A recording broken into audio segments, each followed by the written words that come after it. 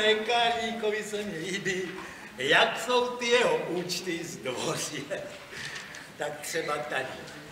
80 sů za jeden změkčující klistýr za účelem zavlažení a skypření vnitřností jeho blahorodí. To jako mě. Ano, ano, jeho blahorodí. No, 80. No ale pozor.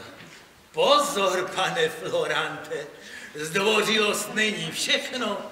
Člověk musí být taky rozumný a nemůže chtít setřít chudáka nemocného skudě. No kdo to kdy viděl?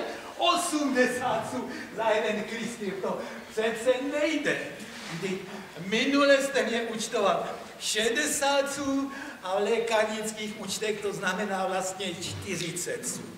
Tak dám mu 20 sů a může být spokojený. To je ale vydří duše. Dále pak jeden pročistující klistýrek připravený z čerstvého katolikonu, růžové rebarbory, medu a jiných ingrediencí za účelem vyčištění, vyprázdnění a vypláchnutí břicha jeho blahorodí. Zase 80 sů. No tak to ne, pane lékárníku Florante. Pro vás opět 20 sů. Dále pak téhož dne večer jeden uspávací hepatický lektvar pro lepší spaní. Jeho blahorodí 60 sů. 60 sů. No ale abych pravdu řekl, na tuhle medicínu si nemůžu stěžovat. Spal jsem po ní opravdu dobře. No. 60 sů. Já tě obtáhnu někde jinde, tak co tam máme dál? Jeden znamenitý purgativní lék podle předpisu doktora Puržona za účelem vypuzení žlučí, jeho blahorodí 4 franky.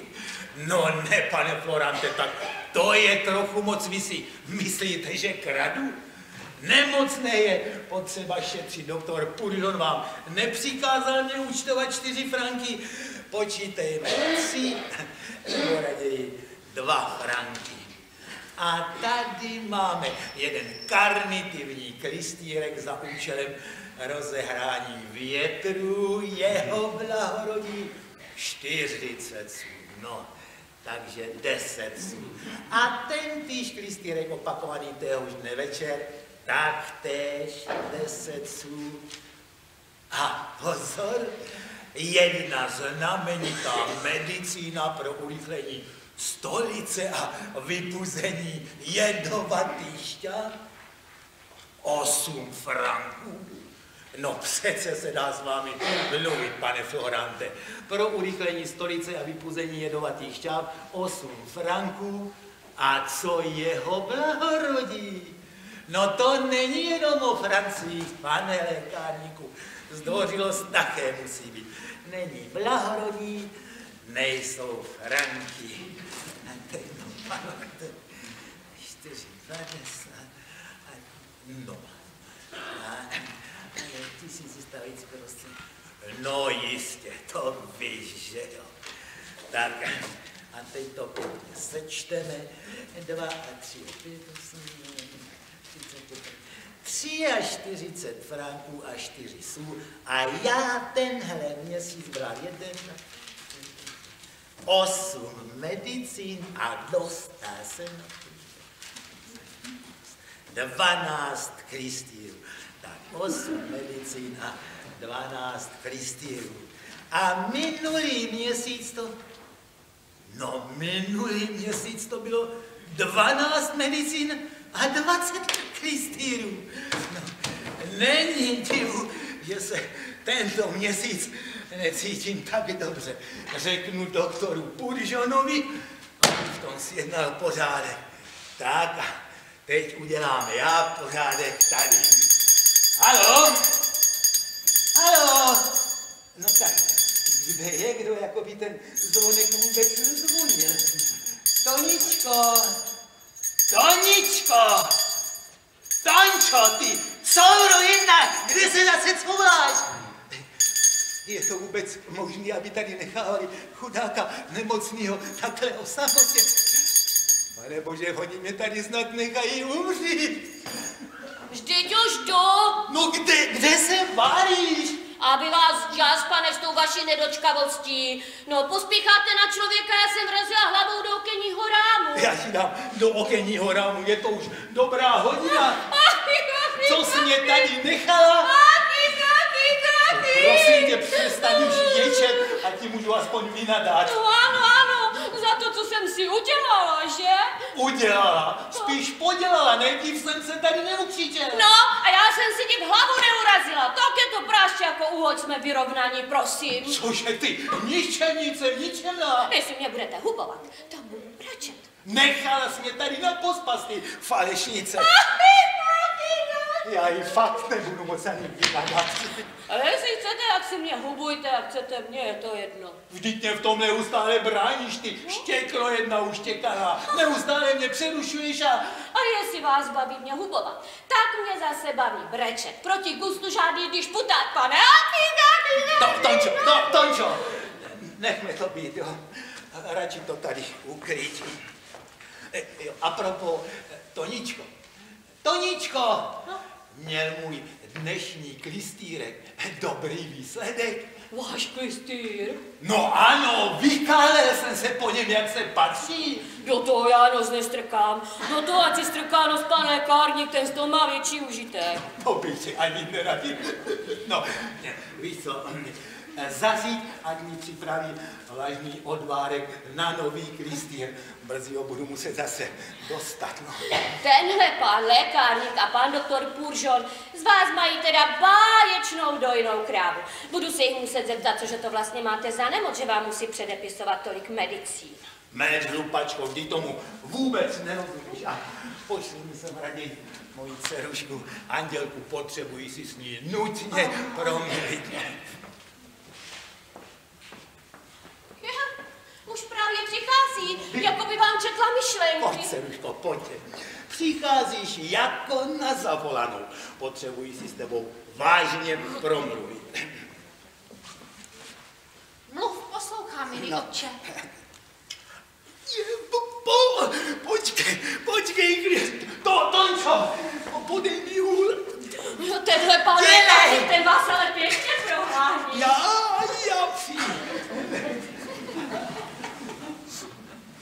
Toničko, co? Podívej se na mě. Co jako Toničko, co pak? Nevíš, o čem chci s tebou mluvit? Já myslím, že vím. No o svém ctiteli, vždyť poslední týden nemluvíte o ničem jiném, a když o něm nemluvíte, tak jste nesvá. Proč tedy o něm nezačneš sama, když to víš?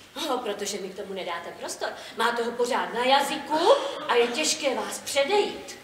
Toničko, nevidíš v tom našem nečekaném, dobrodružném setkání cosi nadpřirozeného? Jakýsi zásah osudu? Ano.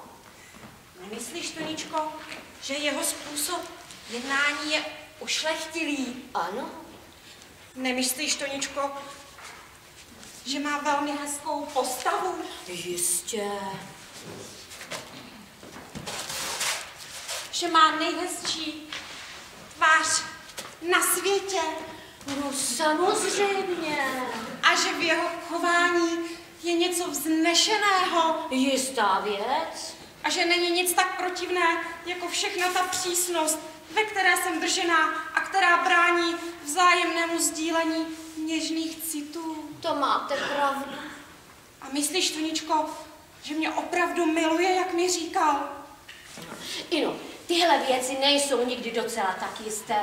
Ona předstíraná láska v podání báječného herce může být od té pravé na první pohled k nerozpoznání. Co mi to říkáš? Co pak by bylo možné, že by mi neříkal pravdu? No, ať je to tak nebo tak, ono se vám brzo rozsvítí a jeho rozhodnutí požádat vás o ruku nejlépe ukáže, zda mluví pravdu. Ach, Toničko, jestli on mě zklame, tak nebudu do nejdelší smrti žádnému muži věřit. Ale pozor, váš otec se vrací. Tak, už jsem tady. Miláce, co to tady je? Jako malý. Posaď se, Andělko, protože ti chci říct věc, kterou možná nejméně čekáš. Mám pro tebe vážného zájemce, který chce s tebou vstoupit do manželství. Cože? Ty se směješ? No jak vidím, milá dceruško, tak se ti ani nemusím ptát, jestli máš chuť se vdávat. Ach, milý otče, nemohu dělat přece nic jiného, než to, co mi poroučíš. Na mou věru mám poslušnou dceru. No, věc je tedy hotová. Já už jsem tě totiž přislíbil, i když, abych pravdu řekl, moje manželka jako tvoje macecha si přála, abych tě dal do kláštera jako tvoji sestřičku Ludvíčku. A milá duše k tomu měla jistě dobré důvody. No nechtěla k tomu sňatku ani za nic volit, ale já jsem ji nakonec domluvil a dal jsem svoje slovo. Ach, milý otče, za to jsem ti nesmírně vděčná. To se mi na mou duši moc líbí. To je nejmoudřejší věc, kterou Pán v životě udělal. Andělko, je sice pravda, že jsem toho mládence ještě neviděl, ale byl jsem ujištěn, že prý s ním budu velice spokojený. No ty prý rovněž, no. O to jistě, milý otče. Cože? Ty už si ho viděla? Protože mi tvůj souhlas dovoluje, abych ti otevřela svoje srdce. Nebudu předstírat, že nás vedla šťastná náhoda již před týdnem a že ta žádost je následkem nákonnosti, kterou jsme k sobě pocítili hned od prvního setkání. No to mě teda nikdo neřekl, ale ono to možná bude tak lepší. Andělko, prý to je statný jinoch. Je, milý otče. A pěkně rostlý. Ano. Příjemných způsobů. Zajisté. A taky hezké tváře. Moc hezké. Rozumný a z dobré rodiny. Ovšem. Který prý umí velice dobře latinsky a řecky. On? A který bude za 3 dny prohlášen doktorem medicíny. To nevím, že by on doktorem medicíny. Cože? Co pak on ti to neřekl? Ne, opravdu ne. A kdo to řekl tobě? No mě to řekl doktor Puržon. Co pak on ho pan doktor Puržon zná? Andělko, to je zase otázka. Vždyť je to přece jeho synovec. Kleantes, že je synovcem doktora Puržona? Kleantes? Jaký Kleantes? Já tady mluvím o mládenci, pro kterého jsem byl požádán o tvoji ruku, a to je synovec doktora Puržona a také syn jeho švagra doktora Diaforia. A jmenuje se Tomáš Diaforius, ne nějaký Kleantes. Dnes ráno jsme se na tom sňatku domluvili a zítra se přijde se svým otcem představit. Tak a to je úplně všechno. No, co je ty, Andělko? Jsi celá nějaká skoprnělá. Milý otče, ty jsi mluvil úplně o jiné osobě, než jsem měla na mysli já. Uše všudy, pane, vy byste prodal dceru za doktora? No jistě. A co ty se do toho vůbec pleteš, ty drzá osobo? Božínku, jen klid, jenom klid, proč nezačínat s nadávkami? Proč si nemůžeme o tom pohovořit v klidu? A jaký máte důvod, pane, abyste prodal dceru za doktora? Můj důvod je ten, že se cítím slab a nemocen. A proto chci zazejtět doktora, aby se ve své nemoci mohl spolehnout na odbornou pomoc, abych měl blízko ke konzultacím, k lékům, k receptům. Stačí. To je opravdu pádný důvod. A je hezké, jak si spolu tady v klidu odpovídáme. Ale ruku na srdce, pane, jste opravdu tak nemocen. Jestli já jsem nemocen, co si to dovolíš, ty drzá osobo? Ano, jste nemocen, ne? Jste nemocnější, než si vůbec dokážete představit. Ale vaše dcera si bere muže pro sebe. A protože není nemocná, tak není potřeba, aby se prodala za doktora. ale já jí toho lékaře dávám pro sebe. A každá poslušná dcera má být šťastná, že si vezme takového manžela, který může být prospěšný zdraví jejího otce. Pane, mohu vám dát přátelskou radu? No, a jaká je ta rada? Pusťte ten sňatek z hlavy. A proč? Vaše dcera k němu nikdy nesvolí. Moje dcera? Ano, vaše dcera. Tak pojď sem ty, hlupačko. Ten sňatek je mnohem výhodnější, než se na první pohled zdá. Doktor Diaforius má jediného syna, a tedy jediného dědice. A doktor Puržon je starý mládenec, který svému synovci odkáže celé svoje jmění. Jen tak mimochodem, je to velice bohatý muž s důchodem. 8 000 franků. Ten musel odrovnat pěknou hromádku lidí, že tak zbohatl. 8 000 franků, to už jsou nějaký prachy. No to je hezké. Ale vaše slečinka se nehodí, aby byla paní Diaforiovou. Ale já chci, aby byla paní Diaforiovou. A já ji k tomu přinutím. Buď to udělá, anebo ji dám do kláštera. Ha, vy? Ano, já. Ha, uvidíme. Co uvidíme? Vy do žádného kláštera nedáte. A kdo mi v tom může zabránit? No vy sám. Já? Ha, nebudete mít to srdce. To si piš, že je budu mít. A vy žertujete. Nežertuju. Ha, oni budou stačit 2-3 slzičky, ruce zavěšené kolem krku a pár něžných slovíček tatíčku a budete na mě Ne, to se mnou nepohne, já zůstanu neoblomný. Ale hlouposti, když vás přece znám. Žádné hlouposti.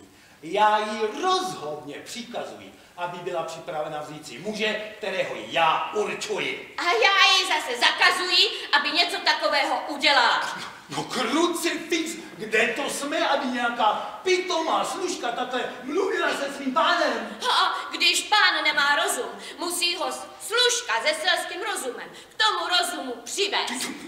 Kde mám tu bajdu? Já ti takovou jednu natáhnu. Je mou povinností, abych všem věcem, které pánovi by mohly být k hanbě, zabránila. Jen počkej, já ti naučím moresu. Jo, a nechci, abys to udělala nějakou hloupost. Ty štěkno, jedna. A nechci, aby si vzala Tomáše Diaforia. Andělko, nechceš mě tu ničernici chytit? Ale tatičku, neubližuj si, nezapomeň, že jsi nemocný. Jestli mi hned nechytíš, vysknu na tebou svoje prokletí. Jo, a jestli vás poslechne, tak já ji vidět. Já jsem hotov. Já jsem dočista hotov. Mužičku. Ženuško, moje drahá, pojď se. Co je ti, drahý mužičku? Pojď, pomocno. No co pak se stalo, bobečku? Strašně mě rozčilili, bobulko. Ale proč, mužičku? Ta tvoje ničenice, Tonička, je čím dál víc drzejší. Se nerozčiluj, dušičko. No jak se nemám rozčilovat, když mě tak hrozně naštvala. Jen klid, bobečku, jen klid. Celou hodinu se protivila mým plánům a představ si, ve své drzosti mi řekla, že prý nejsem vůbec nemocný. No to je opravdu nestydatost. No, já ti říkám, dušinko, ta ženská mě přivede do hrobu. Ale jdi. No, vším tím mým zvedáním žlučí je vina jenom ona. Jen se tolik nezlob. Už 100krát jsem tě prosil, aby si vyhnala z domu, že? Ale božínku, žádní sloužící nejsou bez chyby. Tahle holka je šikovná, pořádná, pilná a zejména věrná. A ty dobře víš, jak je těžké získat dobré služebnictvo. Toničko, poroučíte paní? Proč pak mi tak rozčiluješ manžela? Já, milost paní, vůbec nevím, o čem mluvíte. Já se snažím, abych pánovi ve všem vyhověla. Že tě huba nebolí, ty falešnice falešná. Pán nám řekl, že chce provdat svoji dceru za syna doktora Diaforia. A já jsem mu říkala, že to pro ně nebude vůbec žádná dobrá partie, aby ji dal radši do kláštera. Ale to není nic zlého, mužičku. A já si myslím, že má docela pravdu. A ty jí věříš té lhásce? Dušínko, ona mi vmetla do tváře tisíce drzostí. No dobrá, Bobečku, uklidni se, já ti věřím. Poslouchej, Toničko, jestli mi ještě jednou mého manžela rozčílíš, tak tě na hodinu vyhodím. A teď mi dones nějaké polštáře, chci udělat pánovi trochu pohodlí. No, jak to sedíš, mužičku? Stáhni si čepičku pěkně přes ouška. Nachlazený člověk přijde nejspíše tím, že chytí průvan do uší. Dušínko moje, ty ani nevíš, jak jsem ti vděčný za všechnu tu tvoji péči. Tak nacvedni se kapánek, podložíme zadeček, zádíčka, podepřeme hlavičku.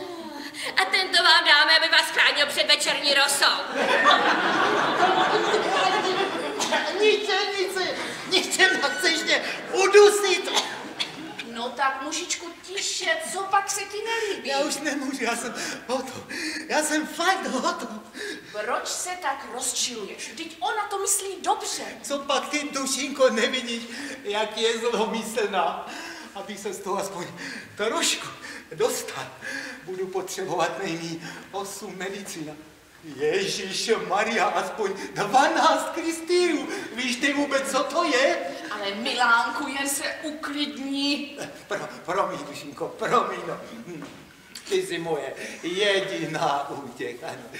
A aby se tě aspoň trošku odvděčil za všechnu tu lásku, kterou mě zahrnuješ, chci udělat